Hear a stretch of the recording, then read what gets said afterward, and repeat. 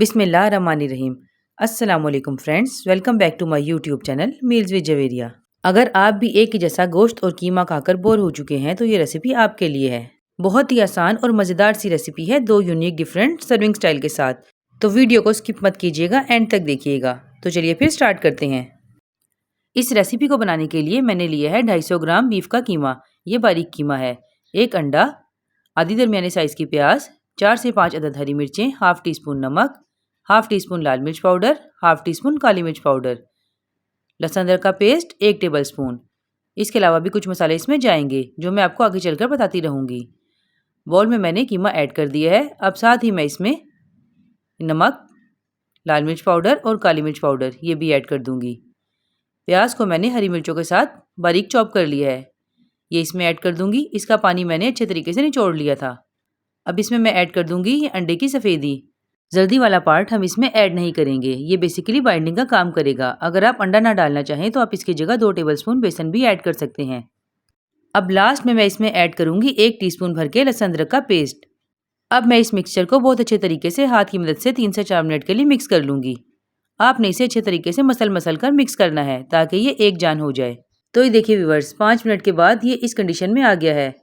ये बिल्कुल अच्छे तरीके से मिक्स हो गया है और आपस में जुड़ने लगा है। इस स्टेज पर मैं इसको 10 मिनट के लिए रेस्ट देने के लिए रख दूंगी ताकि ये अच्छे से सेट हो जाए। तो व्यूअर्स, 10 मिनट के बाद अब लास्ट में मैं इसमें ऐड करूंगी 2 टेबलस्पून भर के डबल रोटी का चूरा। ये मैंने सिंपली ब्रेड के स्लाइसिस को ग्राइंड करके बनाया हुआ है। आप चाहें तो इसकी जगह बाजार वाले ब्रेड क्रम्स भी यूज़ कर सकते हैं। ये भी बाइंडिंग के लिए बहुत अच्छे रहते हैं और इसको डालने से कोफ्तों में बहुत अच्छी सी सॉफ्टनेस आ जाएगी। अब मैं इसे भी अच्छे से मिक्स कर लूँगी। तो फ्रेंड्स, अब मैं इसके छोटे छोटे से बॉल्स तैयार कर लूँगी। साइज़ आप जैसा पसंद करें वैसा रख सकते हैं। मैं इसे मीडियम साइज़ का बना रही हूँ। आप चाहें तो बहुत छोटे छोटे भी बना सकते हैं। आपने इन्हें हल्के हाथ से दबाते हुए बहुत अच्छे तरीके से गोल कर लेना है ताकि इनमें बिल्कुल भी क्रैक्स ना रहें, वरना ये फ्राई होते हुए टूट जाएंगे। ये देखिए, इस साइज़ के मैंने कोफ्ते तैयार कर लिए हैं।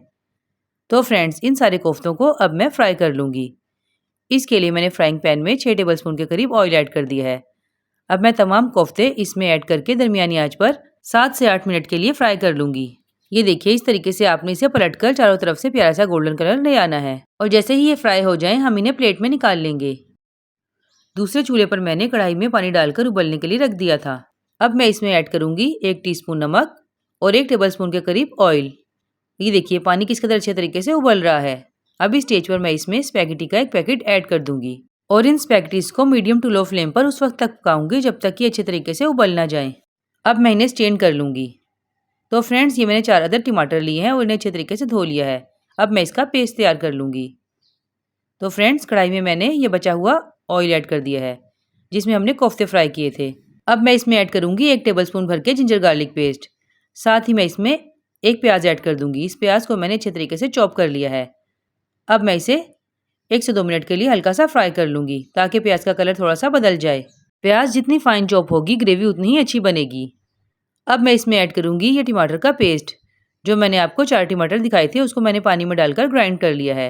अब मैं इसे 4 से 5 मिनट के लिए तेज़ आंच पर अच्छे से भून लूँगी। अब मैं इसमें ऐड करूँगी 1 टीस्पून लाल मिर्च पाउडर, 1 टीस्पून काली मिर्च पाउडर और 1 टीस्पून नमक। और अब मैं इन तमाम मसालों के साथ इसकी फिर से अच्छी सी 4 से 5 मिनट के लिए भुनाई कर लूँगी। इस मसाले की भुनाई जितनी अच्छी होगी मसाला उतना ही एक जान होगा। तो फ्रेंड्स, भुनाई होने के बाद अब मैं इसमें ऐड करूँगी तकरीबन 4 टेबलस्पून टमाटो केचप और अब मैं इसे मज़ीद 1 मिनट के लिए अच्छे से मिक्स कर लूँगी। टमाटो केचप डालने से मसाले में बहुत ही अच्छा सा स्वीट एंड सॉर टेस्ट आ जाएगा जो कि बहुत ही मज़ेदार लगेगा। तो फ्रेंड्स, मिक्स करने के बाद अब मैं स्टेज पर ये फ्राई किए हुए कोफ्ते ऐड कर दूँगी। मसाला तो काफ़ी अच्छे से भुना हुआ है लेकिन अभी हमने जो इसमें टमाटो केचप ऐड किया है उसमें भी पानी होता है। तो हम ये कोफ्ते डालकर इसे दम पर रख देंगे तकरीबन 5 मिनट के लिए ताकि टमाटो केचप का पानी भी अच्छे से ड्राई हो जाए और हमारे कोफ्ते भी थोड़े से सॉफ्ट हो जाएं। क्योंकि फ्राई में ये हाफ डन हो गए हैं लेकिन अभी इनमें थोड़ी सी कसर बाकी है, ये अभी पूरे तरीके से नहीं गले हैं। तो फिर मिलते हैं 5 मिनट के बाद। तो व्यूअर्स, 5 मिनट के बाद ये देखिए कोफ्ते काफ़ी सॉफ्ट लग रहे हैं और मसाला भी काफ़ी अच्छे तरीके से भुन गया है। ये देखिए, मसाला तकरीबन डन हो गया है। अब हम इसे 1 मिनट के लिए तेज़ आंच पर पका लेंगे ताकि इसमें जो थोड़ा बहुत पानी रह गया है वो भी ड्राई हो जाए। हमें इस मसाले में पानी बिल्कुल नहीं चाहिए। तो फ्रेंड्स, देखिए माशाल्लाह से किस कदर अच्छी सी ग्रेवी बन गई है। अब आप चाहें तो इसमें उबली हुई स्पैगेटीज ऐड करके इसे 5 मिनट मज़ीद दम दे लीजिए या फिर इसे हम दूसरे तरीके से सर्व करेंगे। तो देखिए व्यूअर्स, कितना प्यारा और यूनिक सा सर्विंग स्टाइल है। और ये देखिए कोफ्ते किस कदर अच्छे और सॉफ्ट तैयार हुए हैं। किसी दावत वगैरह के लिए अगर आप इस तरीके से सर्व करेंगे तो सभी लोग आपकी रेसिपी के दीवाने हो जाएंगे। और इस सर्विंग स्टाइल का एक फ़ायदा ये भी है कि अगर आप बच्चों को दें तो थोड़ा सा मसाला कम ऐड कर दीजिए ताकि ज़्यादा स्पाइसी ना लगे। तो फ्रेंड्स, ये थी मेरी आज की आसान और यूनिक सी रेसिपी। उम्मीद करती हूँ आप लोगों को पसंद आई होगी। एक बार ट्राई ज़रूर कीजिएगा, मुझे उम्मीद है ये आपकी फैमिली और बच्चों को बहुत पसंद आएगी। तो फ्रेंड्स, आज के लिए बस इतना ही। फिर मिलूंगी ऐसी ही मज़ेदार रेसिपी के साथ। तब तक के लिए अपना बहुत ख्याल रखिएगा, दुआ में याद रखिएगा। अल्लाह हाफिज़।